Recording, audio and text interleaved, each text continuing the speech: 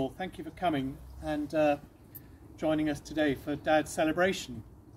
I hope you've all had something nice to eat and even a drink or two. The wine is Sancerre, one of Dad's favourites, so I hope it's hitting the spot for you as well. We thought we would do a kind of Dad through the decades, as there are quite a lot of them, and try to convey some of the more interesting bits and pieces of his life, which some of you will know some of, but probably not all of you all of, as he was a pretty modest kind of Englishman, although not that typically English, as we shall discover later on. So let's begin. Richard Roy Biggs was born at home at 19 Bradmore Road in Oxford on the 14th of November 1919. His family called him Dicon. There's probably only one person here today who will have been introduced to him as Dicon, perhaps 70 years ago or so now, and that is our Aunt Vivian. 73 years ago, apparently. Okay, correction, reprint the script. So Vivian, as a very young lady, she married Dad's younger brother, David. So we'd like to welcome Vivian especially, and thank her for representing the senior Biggs generation. Vivian wins the prize for the most phone calls to check up on Mum and Dad, and then just Dad, and now she's keeping going with me and Jacqy. That's a wonderful thing for both of us, so please keep it up. Absolutely. Our grandfather, Harry, Richard and David's own father, was a lecturer in physics and had fairly recently got a new job at Oxford. Prior to that, and prior to war service in the Royal Engineers, he was a lecturer at Trinity College, Dublin, a university which at that time only took Protestant students. But with the advent of Irish nationalism, the Biggs family was beginning to feel a bit unwelcome and decided to move to England. So by the time Dicon was born, they were just settling into Oxford, having left wider family behind in Ireland. Another link with Vivian is that they went to the same school. Dad was always very proud to say with a cheeky smile that his education started at Oxford School for girls. After that early start, his schooling was a little more conventional, going to prep school at the Dragon School in Oxford. Perhaps the most amazing story from this time is when Albert Einstein came to tea. Apparently the university needed to entertain the great scientist and were racking their brains as to what they could do with him outside the more formal sessions. They needed to find a physicist, okay, tick, someone who could speak German, okay, tick, and whose family could play musical instruments, violin and viola, okay, tick, tick. So having sorted all that out, Einstein came over to 19 Bradmore Road to spend an afternoon with the Biggs family. I think Dad was probably around 12 and David must have been about 5. Their elder sister Honor, even 50 years later, would shout at Jacqy and myself and say, "Don't sit there, Einstein sat on that chair." We now think she said that for every chair, so maybe as well as the Mozart trio session with Einstein, perhaps they had a few rounds of musical chairs as well. After the Dragon School, Dad went to Leighton Park near Reading. But this needs a bit of explanation because he was only there for a term or so. So nearing the end of prep school, Dad's father Harry thought that they should choose his next school together.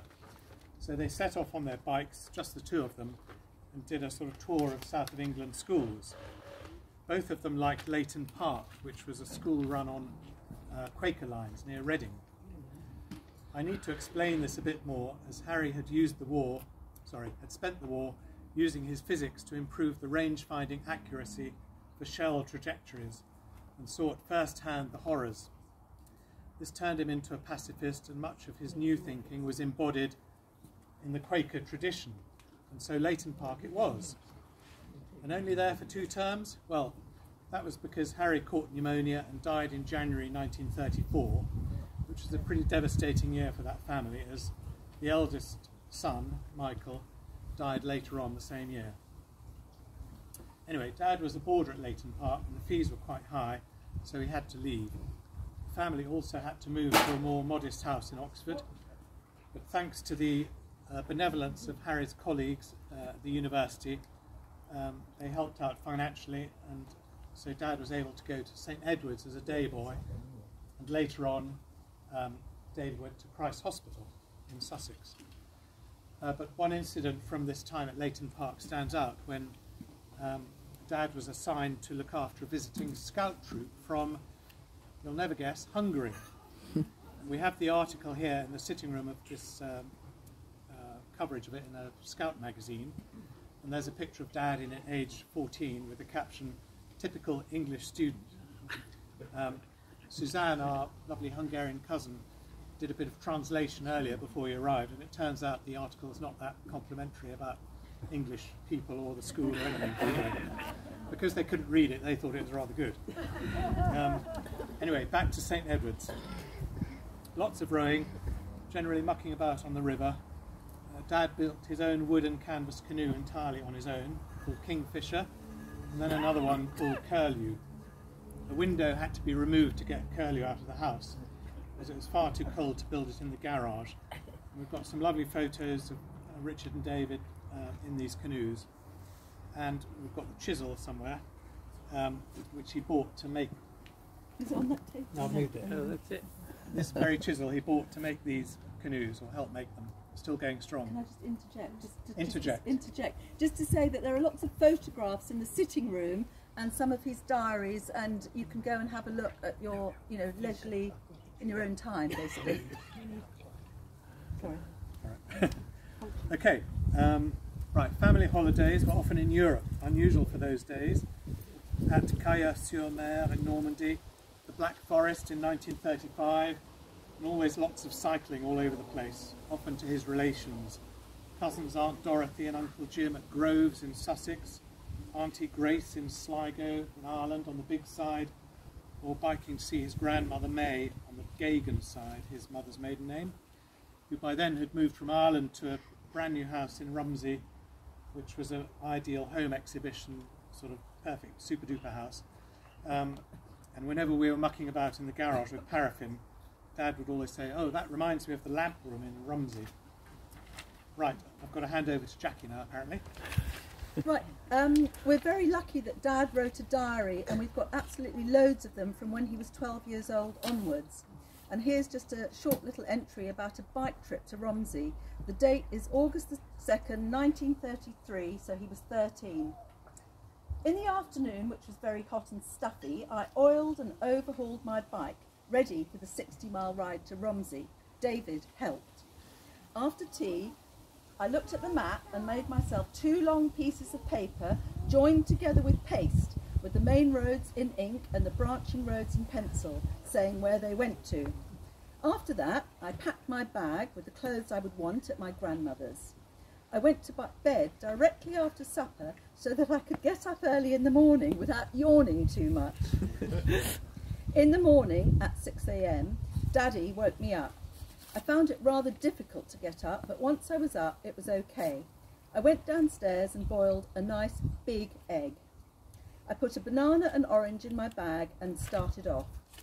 I cycled up Boars Hill, then went through Abingdon, Newbury and Winchester, finally arriving in Romsey at 12:40, so that took 6 hours. I had a refreshing cool bath when I arrived, and in the afternoon I went into Salisbury in my Aunt Anya's car, which was an old 1926 Singer. He actually went on to explore the cathedral and everything, which was quite interesting, but you can read that in the diary. Monday, 7th of August. In the morning I gardened and hosed, then picked apples and tomatoes. In the afternoon, which was very hot, I read Pear's Encyclopedia, which tells practically everything you want to know. After tea, I played croquet with myself and packed my bicycle ready for the journey home. Okay. Back to Christo. Thank you very much. Right, Dad's independent spirit came to the fore when it was time to start thinking about a career. He declared that he wanted to be an explorer. Feeding this into the 1930s career system produced the occupation of geologist. So that is what he chose to study at university. This really was the era of the friendly chat. So his interview at the Royal School of Mines in Kensington, part of Imperial College, was the easy bit. Passing all the higher school certificates was more tricky, but he managed it even though he was a year younger than everyone else, just 17. But before university, he biked to Austria with his friend Terry Cowdrey from Oxford in August 36 for a climbing holiday in the Alps. The next year's summer holiday, in June 37, he borrowed David's bike, and he and Terry biked around Tunisia, having hitched a lift on a tramp steamer from Malta to Tunis. Part 2, in July 37, saw them back in the Alps, climbing in Chamonix and even making it to the top of Mont Blanc. Today it all seems a bit difficult to believe, but we have photographic evidence, in case you don't believe us, of all these amazing trips, and these albums are dotted around in the sitting room for you to look at. And apparently the secret to easy trans-European cycling back in the 30s was to hang on to the tailboards of lorries as they wheezed up steep hills at little more than walking speed. That's a top tip, but apparently it doesn't work so well today. So geology and oil technology was his course, and he started in September 37, organising lots of activities for the mountaineering club, the skiing club, designing the posters, even with a strapline, "Climb above your worries," plus lots of rowing on the river and rowing for the Royal School of Mines. Summer 39 saw him back in Europe, this time in Romania on a field trip sponsored by Shell to go and work on the oil fields. On the way he visited family friends in Munich. He and his friend Otto climbed over a fence to sneak into a Hitler rally to see the man and hear him speak. This trip also had him visiting Hungary over the border from Romania to a village called Magyarovar. His photo of that day is here, and he also did a painting of it later on. He got back to the UK just as things were starting to heat up in Europe. So studying in London meant he was there during the Blitz. Lectures or lab work by day, lots of going out at night to dances and being a very bleary-eyed incendiary bomb lookout on the roofs during the small hours. He remembers the anti-aircraft guns in Hyde Park, the ammunition dumps by the Serpentine, and the deafening booming echoes under the glass at Paddington Station from bombs exploding nearby. Imperial College, then as now, had lots of foreign students, so before war broke out, many of his friends, Dutch, German and South Africa, went home, leaving a depleted cohort. Most of them he never saw again. I liked the story when he turned up for a morning lecture and there being an absolutely massive bomb crater where a university building had been standing just 12 hours before, and a small piece of paper flapping on a lamppost nearby saying, "This morning's oil refractory lecture will now be held in room 1A, 28 Prince's Gate." It really was the time of keep calm and carry on. But he still went back to Oxford for the vacations. Here's another diary entry, this one from Christmas 1939. The weather was very cold. There was skating on the southern end of Port Meadow, and David and I also did a little cross-country skiing. Once we biked with our skis on shoulders to Elsfield, where we went along the road on skis trying to find a good slope, but the fields were too rough and the snow was too thin. Went to a dance at the Randolph, pretty mouldy, nearly crashed in the foggy blackout coming home in Jack Marshall's car. There seems to be a terrific lack of decent females in Oxford. Janet Beale is attractive in a way, but too young. And my God, what a nitwit. Had quite a lot of fun with David, but was really quite glad to come up to London again. Okay, so as the course was deemed to be of value to the war effort, he was not called up until the studies were completed. No graduation ceremony though. That didn't take place until about 1975.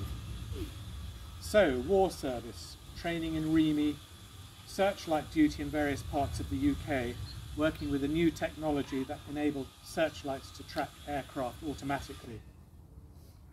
Then a transfer to the Royal Engineers to start preparations for D-Day.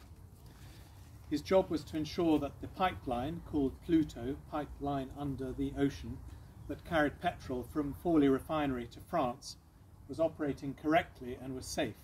The pumping stations across Normandy had to be maintained and guarded, and his unit was responsible for keeping the whole thing running smoothly. It was for this work that he was awarded his Légion d'honneur by the French ambassador just a few years ago, and it's in the bookcase. Dad loved a long hot bath, and we have a nice French bath story for you here. One of his men had reported seeing a ghost, and Lieutenant Biggs went off to investigate. It turned out that a French lunatic, sorry about that, I know we can't really say that these days, had escaped from an asylum, and Dad had the job of returning him back to it. Walking down some long corridors, he noticed a row of baths in one of the rooms and said to the warden, "Any chance my men could have a bath?" The warden replied, "No, we haven't had any coal for months, but if you can get hold of some, we'll fire up the boilers and you can have as many as you want." So Dad directed his vehicles to the coal yard. They requisitioned fuel, and hot baths were had by all.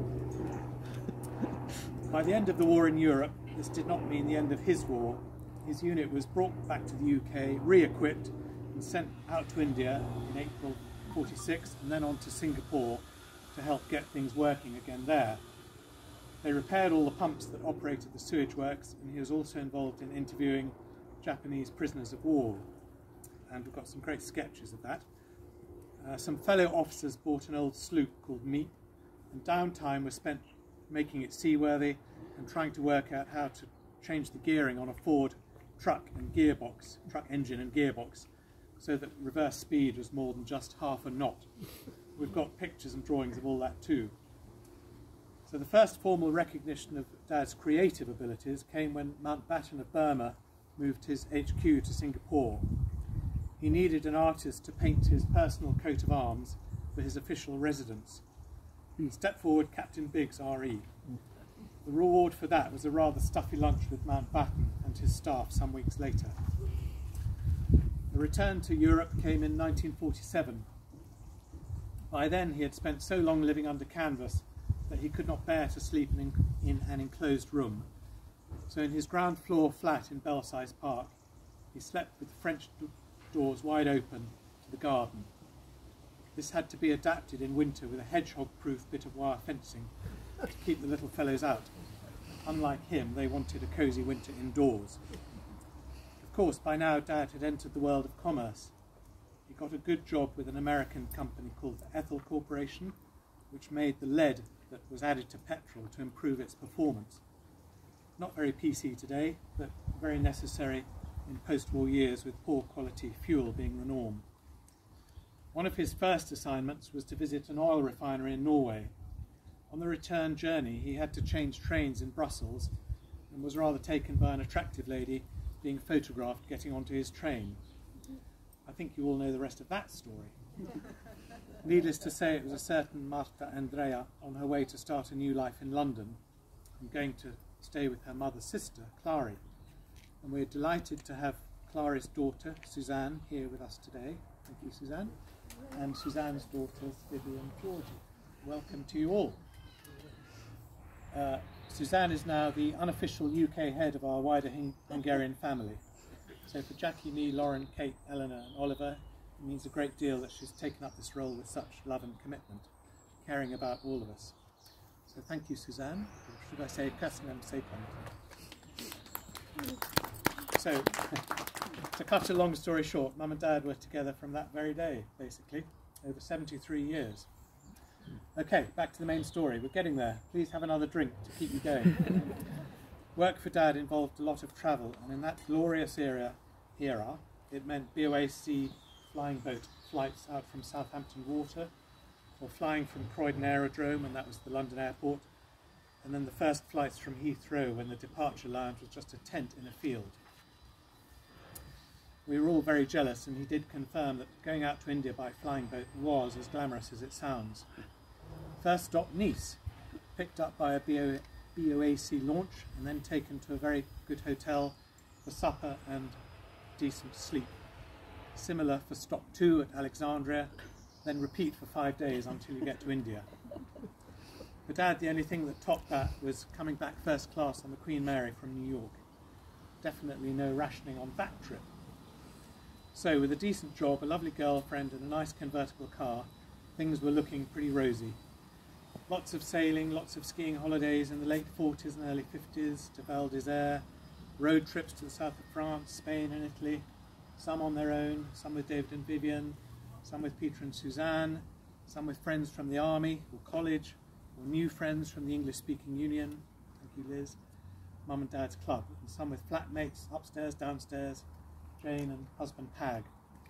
So a big welcome to all of you old-timers who've made it. Thank you very much. So then we had it all changes gear a bit, move out of London, moving to 49 Pine Walk, and the arrival of 2 children. Right, Jacqy's your bit. Well, there's a lot here, it's a long list. The things I remember most can be summed up by one word for Dad: originality. He just didn't do what everyone else did. For example, he put an external plug socket on the terrace so we could have toast outside on the big table that he made. Now, how many of you have sat round that long but a bit too narrow table in Pine Walk? He planted his own rows of vines above the terrace to make wine, and I trod the grapes. Then, when my feet were no longer in residence, he built his own wine press using a couple of hydraulic car jacks to replace them. He built his own solar water heating system using parts from a plumber's merchant, plus his own brain power. He re-roofed the entire house with cedar shingles when he was 60. He built our mirror sailing dinghy and modified it, so it was much better than the factory-built ones. He wired up the house so we could have music in every room. The ferrograph reel-to-reel tape recorder was connected up to a Rogers valve amplifier, and speakers were installed all around the house. One was mounted on a reverberating board just above the bidet in the bathroom, so Dad could listen to his favourite music, always classical, while he was lying in the bath, which of course we appreciated too. He became a really good artist, not just painting, but sketching, etching, pottery, ceramics and carving in wood, marble and stone. And he was a good teacher too. I think some of Sarah's excellent maths capabilities can be traced back to those Sunday afternoons with Dad. True.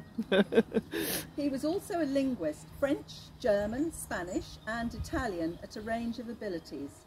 The best bit would be when Mum corrected Dad's German.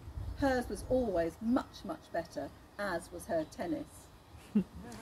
He was a lover of nature, especially trees, and taught us all their names from a very young age, and we went on many walks together through Oaks Park and then Nonsuch Park, a local favourite of his. He also brought us back sweets from every trip in the days when countries had their own types of sweets.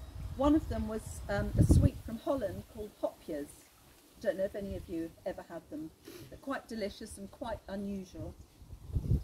We went on intrepid family trips to Hungary by car in 1965 and 1966, and following that Yugoslavia in 1970, always with the boat on the roof or towing a caravan, and sometimes both.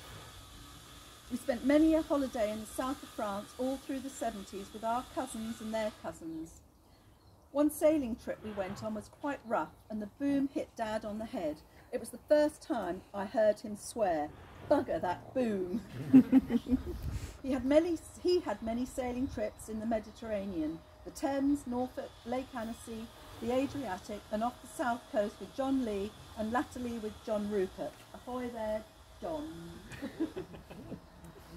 When he was still able, I enjoyed going up to London with Dad to the Royal Academy, to various exhibitions, eating in the crypt in St James Church, Piccadilly, for the best sandwiches, he always said. Other highlights included many lunches to the Rubbing House and trips to local National Trust houses. A favourite of his was Richmond Park and the delicious scones available there, one of Dad's favourites, hence the scones that we're going to have here today. Strictly speaking though, we should really all be having bacon and eggs with tomatoes, with the skin taken off the tomatoes, and mushrooms, as that was his favourite meal, especially in his latter years. But sorry, that was a bit too difficult to organise. Yeah. Right, nearly there. Hang on, everyone. So after 33 years basically in the same company, travelling the world and making sure refineries were adding tetraethyl lead in a safe way, does sound bad now, doesn't it, came the post-retirement years. So we come to art, fine art, woodwork, antique restoration. In fact, a good 40 years worth. He met Peter at a local art group. Peter? Peter, guten Tag, Peter. who has been a true friend in these latter years, coming over for German chats with Mum and Dad, sampling various Tokai vintages and helping to keep us all in good spirits. Thank you, best friend. He also joined the Boar Place art group led by Sarah Holliday. Sarah? Right, they're all down that end. Welcome, Sarah. And he loved his weekends away at Chiddingstone in Kent. This was a time for painting with fellow art lovers and enjoying the tranquil countryside there. We've got a lovely photo of all the artists lined up in the sitting room. On the woodwork front, it began with a hardwood bookcase for Ned. Where's Ned? Ned. Have you still got the hardwood bookcase? Yeah. Right, good. Lost my place. And a custom-built kitchen trolley for Liz. Have you still got the kitchen trolley? Good. I think I got a hernia trying to help that bloody thing out of his workshop into a van. It will truly outlive us all. Then on to bigger stuff, a flat conversion in Hampstead, which led on to a house renovation project in Tuscany near Carrara. Dad and Mum drove out there with a car packed full of tools and about 10 really heavy louver doors on the roof, picking up Jacqy on the way. I followed a few months later on my motorbike. And Ned, you joined us too, didn't you? I did. Can you still remember that? I do. Good, okay, just checking. Back home, having got the measure of wood turning on a lathe, Dad made a high chair for Lauren, that was still in the garage, that was then much used by all the other grandchildren that came after her, even her own son Max. And a set of croquet mallets from scratch, the ash handles coming from a tree he'd grown in the garden, and 2 miniature ones sized up for Lauren and Kate. Have you still got your... Okay, we'll be checking later. He also made a doll's house for Lauren and Kate, that's down there, and a cherry wood cradle for Eleanor. Still got it? Yeah. Thank you. There was lots more travel to Europe, worldwide, dinner parties, more parties, and writing as well.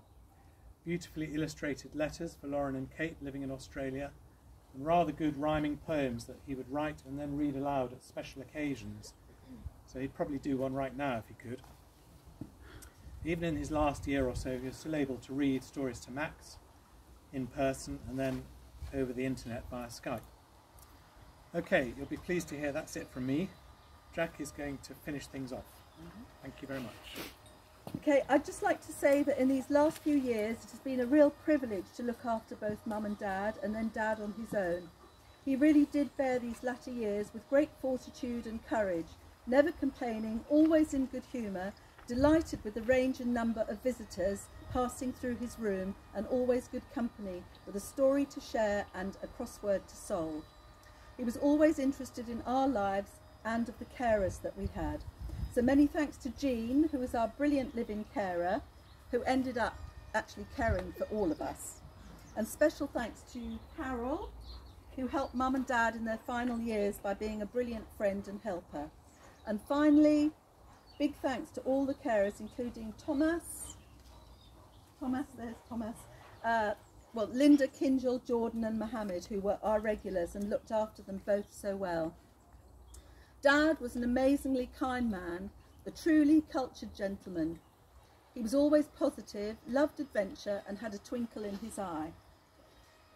I miss him so much, but take courage in the thought that his legacy will live on in my generation and the generations to follow.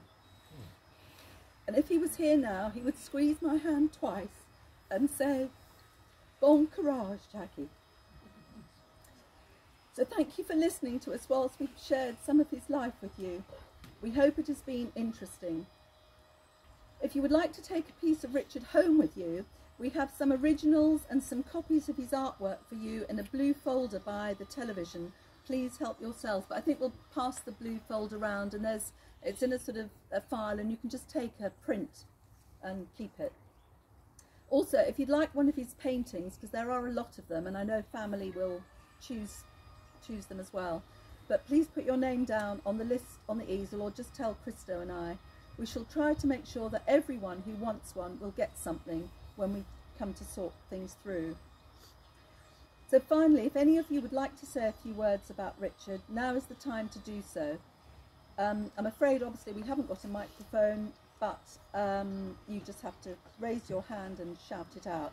We've also got a book you can write a few words in if you would like, and if you missed writing anything for Mum, it was very crowded in there at Mum's celebration, so you can write something there as well. And thank you again for coming. I think Dad would have been delighted with this event today, although no doubt embarrassed to be made such a fuss over. Anyway, thank you all again for coming. And you'd like to raise a glass. Oh, you're going to say yours? Yes, sorry. Unless you want to raise a glass now. Yeah, come here. Oh yes, and we've got scones to come, so you won't be hungry, and probably more tea. Do you want to come stand here? Yes, yes. Oh God.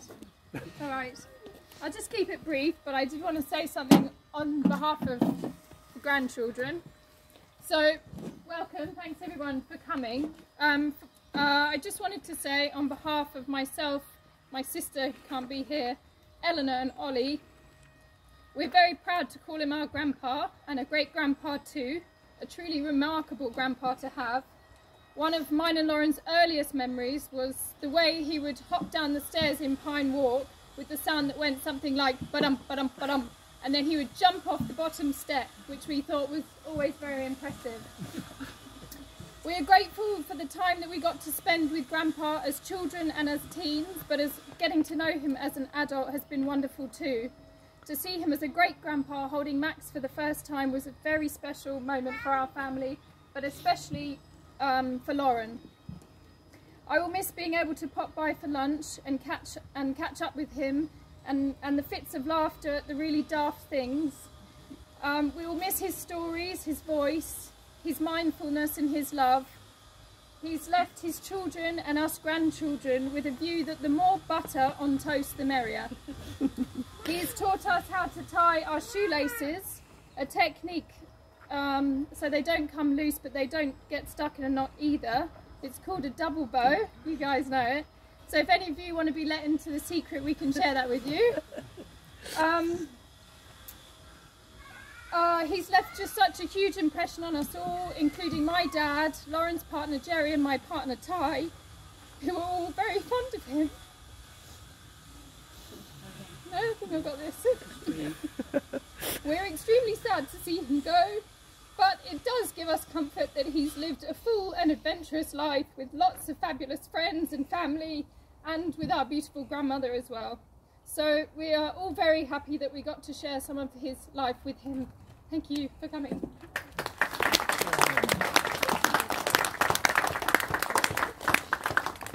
Well, should we raise a glass to Richard, Dicon, Richard Roy Biggs?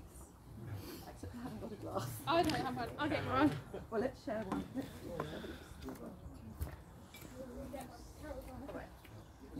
Yeah, hold on. We'll do it.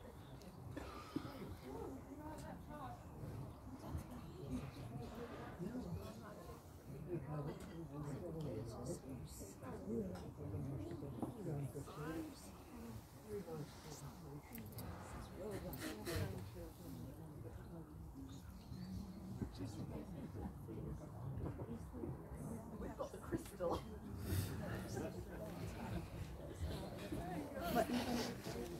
Okay.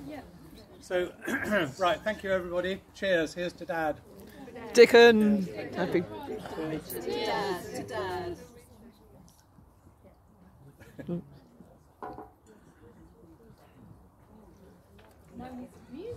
Well, now you can get up and dance.